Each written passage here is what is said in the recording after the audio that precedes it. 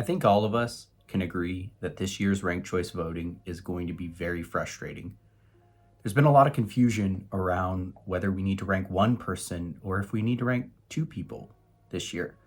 There's a few different reasons why we'd only be ranking one, and there's also reasons why we would be ranking two. Every election in this year's state ballot is going to be a little different. I've seen this question get asked quite a few times now, so I thought we'd explain it and talk a little bit about why you should or shouldn't be ranking multiple people on this year's ballot. I think the bigger pressing matter here is going to be removing ranked choice voting.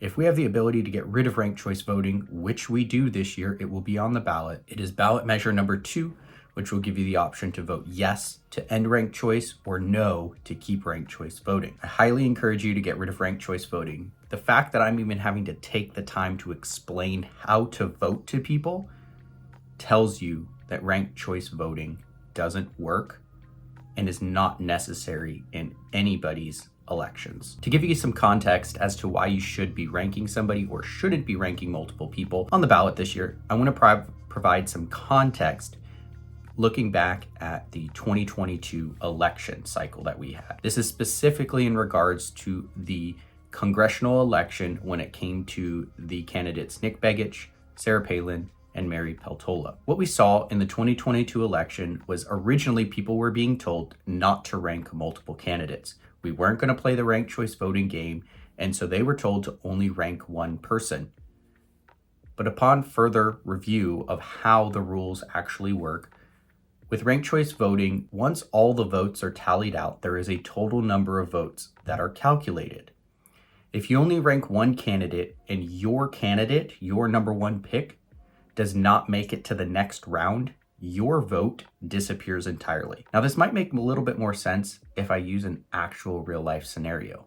So let's look at those 2022 results for the congressional race. We can see in the 2022 congressional race, there was originally 264,400 some odd votes cast.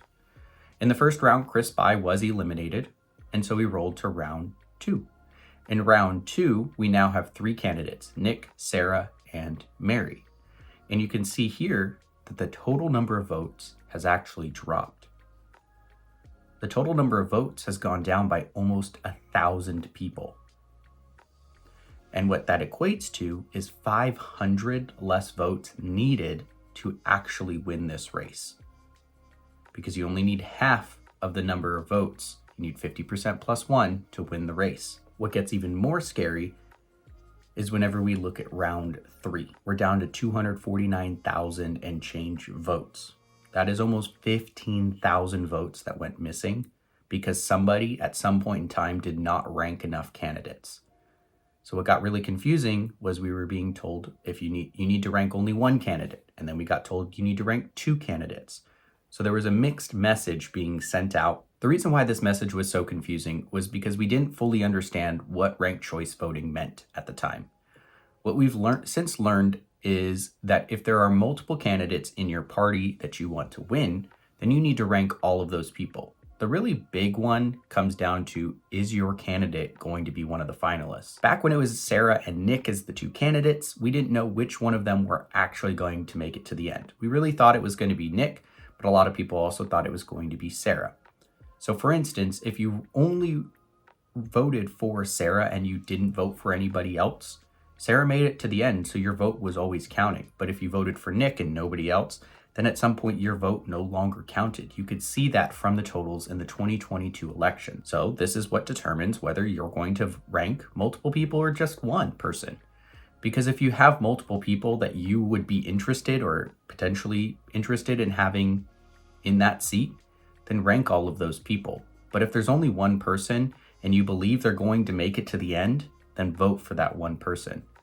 But in this case, and this year, in the 2024 congressional election for the state of Alaska, we've only got really one good candidate, or 2 candidates if you count Mary, that are actually going to make it to the end. So you really only need to rank one person. Rank Nick, call it good, because there's not going to be anybody else that makes it to the final 2.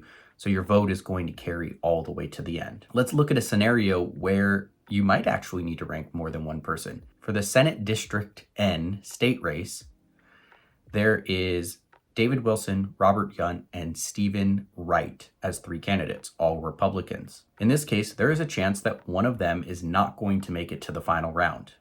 So if you thought that person was going to be Stephen Wright and you only voted for Stephen, then your vote might not count, and either Rob Yunt or Senator Wilson are only going to need 50% plus 1 minus all of those people that voted only for Stephen Wright. So in this case here, because there's going to be a round of elimination on one of these 3 candidates, I'd encourage you to rank at least 2 of them. The third one really doesn't matter, because by the time we get to that third hypothetical round, there's only going to be one contestant or one candidate at that point, and they're going to have already won the race. So in conclusion, when should you be ranking somebody and when should you only be picking one? Well, the biggest factor is how many people are in the race. If you feel like your number 1 will not make it to the very end, then you should rank multiple. But in the case for Nick versus Mary, it's really going to come down to these 2. So you don't need to rank multiple people in this type of situation. I hope you've learned something in understanding how ranked choice voting is working this year. Now, again, the fact that I'm having to even do this is ridiculous. And we need to be ending ranked choice voting by voting yes on proposition or ballot measure number 2 this year. This will end ranked choice voting. If you've learned something, please go ahead and hit that subscribe button. Share this with somebody else that really does need to understand how ranked choice voting is going to work. My name's Ian. We'll see you guys next time. Bye-bye.